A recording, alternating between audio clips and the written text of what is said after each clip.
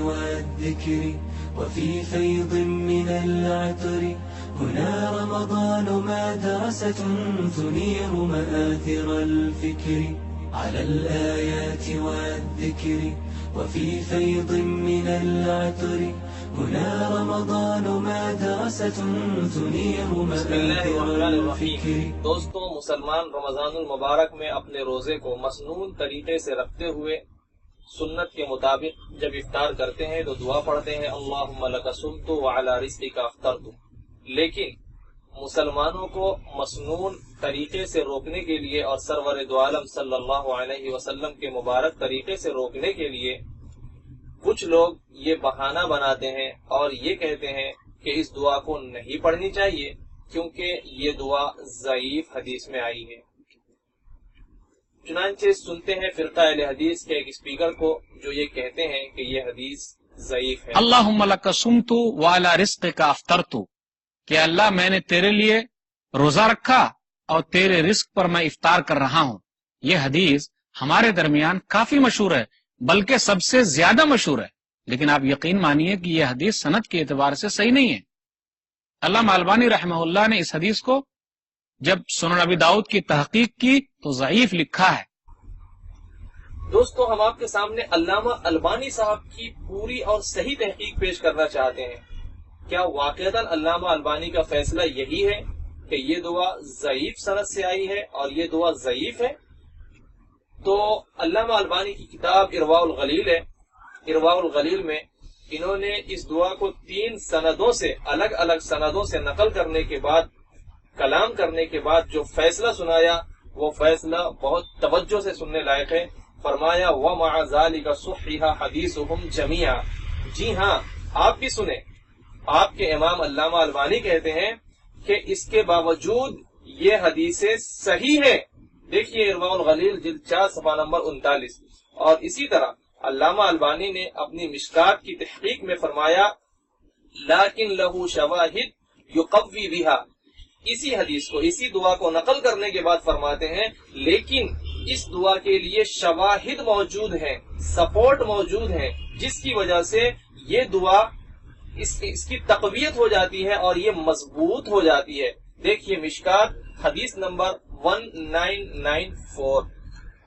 تو علامہ البانی تو اس حدیث کو اور اس حدیث کی سند کے بارے میں جو فیصلہ کر رہے ہیں وہ تو مضبوط، اوتھینٹک اور اس کے بعد صحیح قرار دے رہے ہیں. یہ بات صرف ہماری سمجھ نہیں بلکہ یہی بات آپ ہی کے فرقے کے عالم حافظ عمران ایوب لاہوری صاحب فقہ الحدیث میں بھی دوران تحقیق علامہ البانی کے حوالے سے یہی نقل کرتے ہیں اور یہ اپنی دوسری کتاب روزوں کے احکام و مسائل میں بھی یہی بات علامہ البانی کے حوالے سے نقل کرتے ہیں. اور اسی طریقے سے شیخ صالح المنجد نے اس دعا کو اور دوسری دعا کو نقل کرنے کے بعد فرمایا وَهَذَانِ الْحَدِيثَانِ وَإِنْ كَانَ فِيهِمَا ضَعْفٌ لَكِنْ بَعْضُ الْعِلْمِ حَسَّنَهُمَا. اگرچہ کہ ان دونوں حدیثوں میں کچھ ضعف ہے لیکن بعض اہل علم نے اس کی تحسین کر رکھی ہے. دیکھیے فتاوی صالح المنجد فتویٰ نمبر 65955. یہی بات شیخ صالح العثیمین اپنی کتاب فتاوی صالح العثیمین میں نقل کرتے ہیں. اور شیخ ابن ملقن رحمۃ اللہ علیہ تو بڑے پرزور لفظوں میں فرماتے ہیں اس حدیث کو نقل کرنے کے بعد وَهَذَا إِسْنَادٌ حَسَنٌ لَكِنَّهُ مُرْسَلٌ، کہ اگرچہ کہ یہ مرسل ہے لیکن اس کی سند حسن ہے. تو دیکھا آپ نے فرقہ اہل حدیث کے علامہ ناصر الدین البانی سمیت دوسرے علماء بھی یہی کہتے نظر آ رہے ہیں کہ یہ مضبوط سند سے آنے والی دعا ہے. اب یا تو فرقہ اہل حدیث کے اس اسپیکر نے علامہ البانی کی پوری تحقیق کو غور سے دیکھا نہیں، آدھی ادھوری کچی پکی تحقیق لے کر لوگوں کے سامنے حاضر ہو گئے اور تھوڑا سا ادھر سے دیکھا تھوڑا سا ادھر سے دیکھا اور بیان ریکارڈ کر دیا. انہوں نے پوری تحقیق علامہ البانی کی نہیں دیکھی، یا تو انہوں نے پوری تحقیق دیکھ رکھی ہے لیکن مسلمانوں کو دھوکہ دینے کے لیے، مسلمانوں کو سرور دو عالم صلی اللہ علیہ وسلم کی سنت سے کاٹنے کے لیے علامہ البانی کے سر ایک جھوٹ علامہ البانی کے سر ڈال دیا. اور دوستو ویسے یہ دعا پوری دنیا کے مسلمان شروع سے پڑھتے چلے آ رہے ہیں.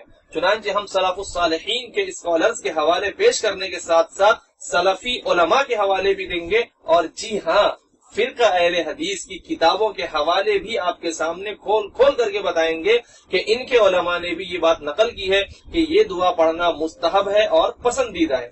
چلتے ہیں سب سے پہلے سلف الصالحین کی طرف، جن کے ماننے کا دعویٰ فرقہ اہل حدیث بھی کبھی کبھار کرتے رہتے ہیں۔ کیا واقعتاً سلف الصالحین کی بات یہ مان رہے ہیں؟ دیکھتے ہیں سلف الصالحین کیا کہتے ہیں۔ امام نووی رحمۃ اللہ علیہ نقل کرتے ہیں والمستحب ان یقول عند افطارہ اللہم لک صمت وعلی رزقک افطرت۔ مستحب یہ ہے کہ انسان روزے دار جب روزہ کر رہا ہو، روزہ افطار کر رہا ہو تو وہ پڑھے اللہم لک صمت وعلی رزقک افطرت۔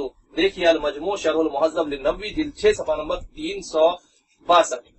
اسی طرح علامہ رافعی کبیر رحمۃ اللہ علیہ اپنی کتاب الشرح الکبیر جلد 1 صفحہ نمبر 142 پر بھی یہی بات نقل کرتے ہیں کہ روزہ افطار کرتے وقت یہ دعا پڑھنا پسندیدہ اور مستحب عمل ہے، اور شیخ شمس الدین ابن قدامہ مقدسی حنبلی رحمۃ اللہ علیہ اپنی کتاب الشرح الکبیر میں یہی بات نقل کرتے ہیں۔ دیکھیے الشرح الکبیر جلد 3 صفحہ نمبر 76، اور شیخ شمس الدین ابو عبداللہ مغربی رحمۃ اللہ علیہ اپنی کتاب مواہب الجلیل لشرح مختصر الخلیل میں اس مسنون دعا کو اپنی کتاب میں جگہ دیتے ہیں۔ دیکھیے مواہب الجلیل لشرح مختصر الخلیل جلد 3 صفحہ نمبر 306۔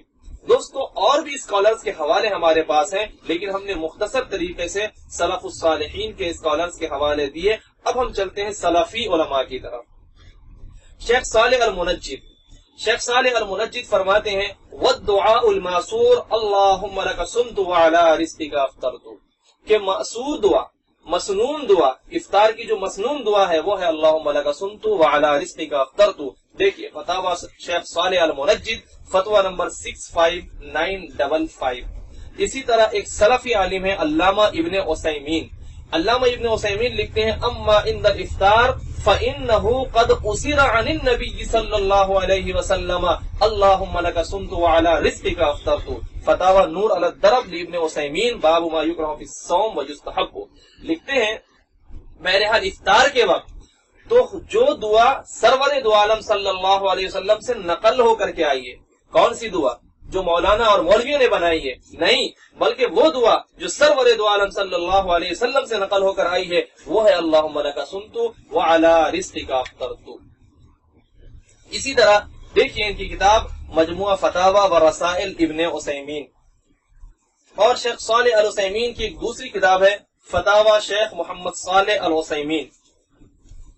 اس کے فرنٹ پیج پہ لکھا ہے مملکت سعودیہ عربیہ کے معروف عالم دین اور مفتی شیخ محمد بن صالح العثیمین کے منتخب فتاوی کا نادر مجموعہ۔ تو سلیکٹڈ فتاوی ہیں اس کے اندر، اور یہ مشہور عالم ہے۔ یہ دیکھیے اپنی کتاب فتاوی شیخ محمد صالح العثیمین میں روزے کے مسائل میں صفحہ نمبر 395 پر لکھتے ہیں افطار کے وقت مسنون دعا۔ کیا لکھتے ہیں؟ افطار کے وقت مسنون دعا، سنت سے ثابت دعا، سرور دو عالم صلی اللہ علیہ وسلم کی پسندیدہ دعا۔ اب دیکھیے کیا لکھتے ہیں، فرماتے ہیں اللہم لک صمت وعلی رزقک افطرت، سنن ابی داؤد کتاب الصیام باب القول عند الافطار۔ تو یہ ہے سلفی عالم۔ اسی طرح شیخ صالح بن فوزان، ان کی کتاب فقہی احکام و مسائل قرآن و حدیث کی روشنی میں، جی ہاں قرآن و حدیث کی روشنی میں، اور چھاپنے والے ہیں مکتبۃ الفہیم مونات بھنجن۔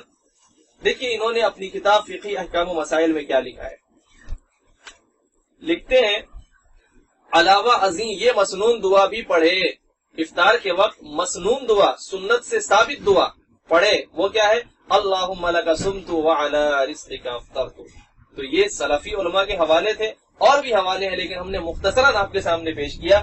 اب ہم چلتے ہیں فرقہ اہل حدیث کے گھر کے حوالے کی طرف۔ جی ہاں، ان کے گھر کے حوالے کی طرف ان کے علماء کیا لکھتے ہیں۔ دیکھیے ہمارے سامنے کتاب ہے فتاوی اہل حدیث جلد 2 صفحہ نمبر 217۔ یہاں پر یہ لکھتے ہیں اور افطار کے وقت یہ الفاظ آئے ہیں، اہل حدیث عالم ہے لکھ رہے ہیں افطار کے وقت یہ الفاظ آئے ہیں۔ ذرا توجہ کے ساتھ ہماری بات کو سنیں، ہمارے سامعین بھی، اور خاص کر وہ اسپیکر بھی جو علامہ البانی کے سر جھوٹ باندھ رہے تھے اور ان کے سر پہ جھوٹ کا صحرا ڈال رہے تھے۔ کیا لکھتے ہیں آپ کے اہل حدیث عالم افطاری کے وقت یہ الفاظ آئے ہیں اللہم لک صمت وعلی رزقک افطرت. دیکھیے فتاوی اہل حدیث جلد 2 صفحہ نمبر 217. بالکل یہی بات آپ کے گھر کی کتاب فتاوی علماء حدیث کے اندر بھی موجود ہے. اسی طرح فقہ الحدیث علامہ شوکانی کی کتاب ہے. علامہ شوکانی ان کی کتاب ہے فقہ الحدیث، جس کا ترجمہ کیا ہے حافظ عمران ایوب لاہوری صاحب نے فقہ الحدیث کے نام سے. اس میں روزے کے چیپٹر میں لکھتے ہیں روزہ کھولتے وقت یہ الفاظ کہنے چاہیے. جی ہاں، روزہ کھولتے وقت یہ الفاظ کہنے چاہیے. کیا؟ اللہم انی لک صمت وعلی رزقک افطرت، یہ کہنے چاہیے. دیکھیے انہوں نے یہیں پر اسی حدیث پہ حاشیہ لگاتے ہوئے فرمایا کہ امام ابو داؤد رحمۃ اللہ علیہ نے اس کو مرسلا نقل کیا ہے. شیخ البانی بیان کرتے ہیں اور کہتے ہیں یہ حدیث شواہد کی وجہ سے قوی ہو جاتی ہے، قوی مضبوط ہو جاتی ہے. ان کی ایک اور کتاب ہے حافظ عمران ایوب لاہوری صاحب کی روزوں کے احکام و مسائل. یہ دیکھیں روزوں کے احکام و مسائل، اس کے اندر بھی انہوں نے اسی بات کو، اسی دعا کو نقل کیا ہے، روزے کے افطار کے وقت کی مسنون دعا.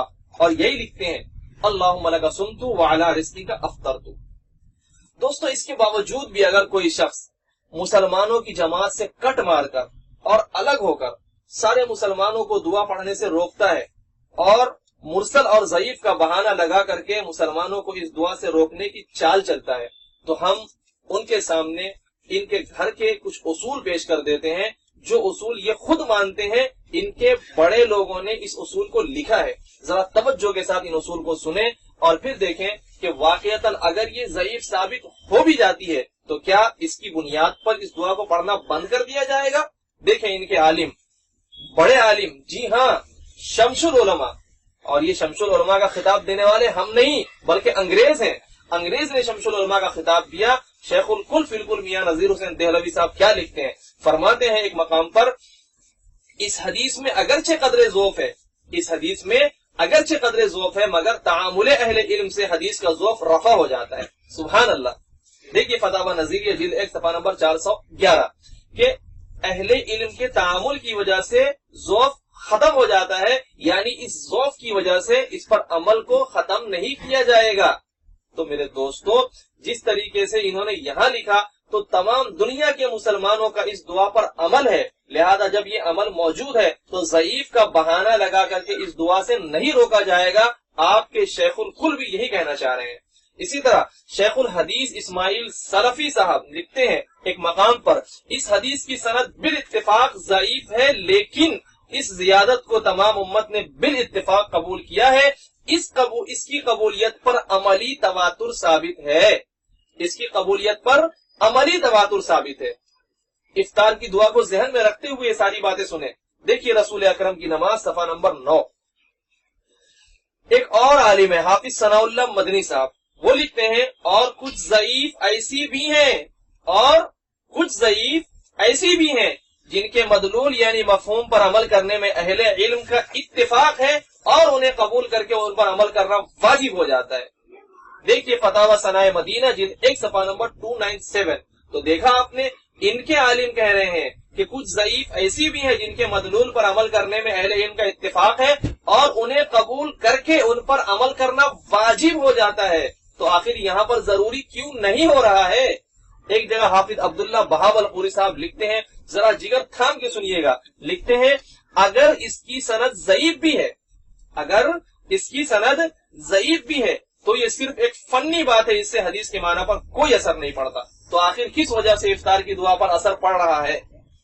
دیکھیے رسائل بہاول پوری صفحہ نمبر 705 اور صفحہ نمبر 707 پر لکھتے ہیں، میں کہتا ہوں ایسا ذوف مضر نہیں کیونکہ یہ حدیث مانوی لحاظ سے صحیح ہے. دوستو یہ مانوی لحاظ سے صحیح مان رہے ہیں، جبکہ ہم نے علامہ البانی، شیخ صالح المنجد اور شیخ ابن عثیمین اور ابن ملقن کے حوالے سے بتایا کہ یہ یوں ہی صحیح ہے اور مضبوط حدیث ہے اور صحیح سند سے آنے والی دعا ہے. رہی بات فرقہ اہل حدیث کے دوستوں کا یہ بہانہ کہ یہ مرسل ہے، تو ہم مرسل کے بارے میں بھی ان کے فرقے کے عالم کا حوالہ دے دیتے ہیں. علامہ مبارک پوری عبد الرحمان مبارک پوری صاحب لکھتے ہیں کہ مرسل مسلمانوں کے یہاں مقبول ہے. سبحان اللہ. تو دیکھو مسلمان مرسل کو مانتے ہیں. فرمایا فالمرسل عند الحنفیہ حجۃ بانفرادہ وعند غیرہم باعتزازہ، کہ مرسل حدیث حنفیہ کے نزدیک یوں ہی اگر آئے تو بھی مقبول ہے، اور دوسرے حضرات اعتزاز یعنی سپورٹ کے بعد اس کو مقبول مانتے ہیں. تو الحمدللہ یہ دعا سپورٹ کے ساتھ آئی ہے، اس کے سپورٹ میں دوسری سند کے ساتھ بھی دعا موجود ہے. تو دنیا کے مسلمان اس دعا کو مانتے ہیں. اب اگر کوئی اس دعا کو ماننے سے انکار کرتا ہے تو وہ خود اپنے آپ کو کہیں اور لے جا رہا ہے. دیکھیے ابکار المنن صفحہ نمبر 472. اور شیخ الاسلام ابن تیمیہ کا حوالہ جگر تھام کے سننا. لکھتے ہیں والحدیث المرسل الذی لہ ما یوافقہ اب الذی عمل به السلف حجۃ باتفاق الفقہاء، کہ وہ مرسل حدیث جس کے سپورٹ میں کوئی دوسری حدیث موجود ہو یا جس پر سلف کے اسکالرز کا اتفاق چلتا چلا آ رہا ہو اور اس پر عمل ہوتا چلا آ رہا ہو، ایسی مرسل حدیث حجت ہے. لیکن کس کے نزدیک حجت ہے؟ علامہ ابن تیمیہ نے بڑے پتے کی بات کہی ہے. فرمایا حجت باتفاق الفقہاء، دین کی سمجھ رکھنے والوں کے یہاں حجت ہے. تو اب دوستو علامہ ابن تیمیہ نے کلیئر کر دیا ہے کہ مرسل حدیث کو دین کی سمجھ رکھنے والے حجت مانتے ہیں. اب اگر کوئی اس کو مرسل بول کر اس کو عمل کرنے سے اس پر عمل کرنے سے خود بھی رکتے ہیں اور لوگوں کو بھی روکنا چاہتے ہیں تو وہ اپنے بارے میں ابن تیمیہ سے یہ فتویٰ منوانا چاہ رہے ہیں کہ ان کے اندر دین کی سمجھ نہیں ہے، دین کی سمجھ سے خالی ہیں. دیکھیے الفتاوی الکبریٰ لابن تیمیہ جلد 6 صفحہ نمبر 47.